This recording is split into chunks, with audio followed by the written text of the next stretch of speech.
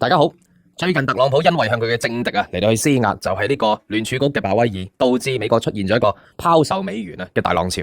呢個美股、美元、美債都紛紛向下嚟到去急跌，咁金價咧就係咁上升啦。嗱，呢單嘢咧，呢個本人聯儲局主席鮑威爾咧，雖然佢任期就快到，但係咧基本上未到，亦都大呼向媒體就話，就係特朗普因為政治嘅原因向我施壓，佢好想逼我降息，我唔肯降。如今咧，特朗普就用司法嘅手段啊嚟到去夾硬告我政治威逼。嗱，呢啲嘢咧，但凡咧，因為聯儲局喺即係國際社會嘅心目中咧，就係有其獨立性；於美國心目中咧，係有其獨立性。你唔可以用政治手法嚟到施壓。你一用咁嘅手法嚟到施壓嘅話咧，你會令到市場咧係有個特別嘅憂慮同埋恐慌。咁詳細內容咧，我會喺片段嗰度咧嚟到去一一同大家嚟到說明。特朗普而家面對緊一個咧，就係佢自己講對住媒體話：如果我輸咗咧，就會好大鑊啦。輸啲乜嘢咧？就喺1月14號喺最高法院應該咧就開始判定聯邦最高法院判定特朗普呢個玩咗1年嘅呢啲關稅戰是否合情合法？點知咧？大家知而家睇片今日其實已經過咗啦。聯邦法院美國時間唔敢判喎，未有任何消息指個判決應該係何去何從。咁再下一輪嘅判決又會到幾時咧？亦都未講，可能要到下個禮拜先有消息。唔敢判嘅原因因為此事非同小可，特朗普隨時要嘔翻晒所有佢收翻嚟啲關稅嘅進帳嚟到俾翻晒美國嘅商家。到底特朗普呢個關稅咧，是否真係為美國帶嚟大量嘅進帳？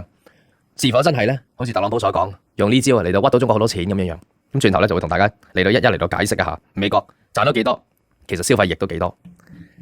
喺另一邊，地球嘅另一邊，韓國嘅李在明咧就特登去到日本嚟到去造訪，就去出訪高市早苗訪日，啱啱咧就訪中，同阿習主席咧談笑風生，而且換到好多好好嘅合作機會咁。咁是否咧因為外交平衡，所以特登要去揾高市早苗嚟到去即係平衡覺得係中立咧？但係唔係喎，高市早苗成個過程都唔敢提中國，淨係夠膽提咧，就係話希望韓國可以幫下手，保持什麼區域穩定，即係所謂區域穩定即係咩？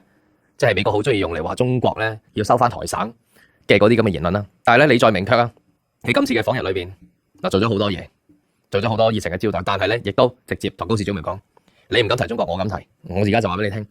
你哋同中國之間嘅恩怨咧，我哋唔係好方便理。台省嘅事，我哋都唔會理嘅咁話。哇，李在明講到咁明白，因為佢名叫做李在明啊嘛，所以啲嘢係講明白啲嘅。單嘢係點嘅咧？咁轉頭咧，同一嚟到同大家嚟到分享。咁與此同時咧，其實日本係好積極地，亦都好緊急地，好希望換到美國一句保證，保證就話喺日本背後美國係會撐日本嘅。但係咧，到底換唔換到咧？佢哋派出嘅防長嚟到去同美國嘅防長見面，仲要做馬騮戲添。馬騮戲就係喺11公尺跳落嚟。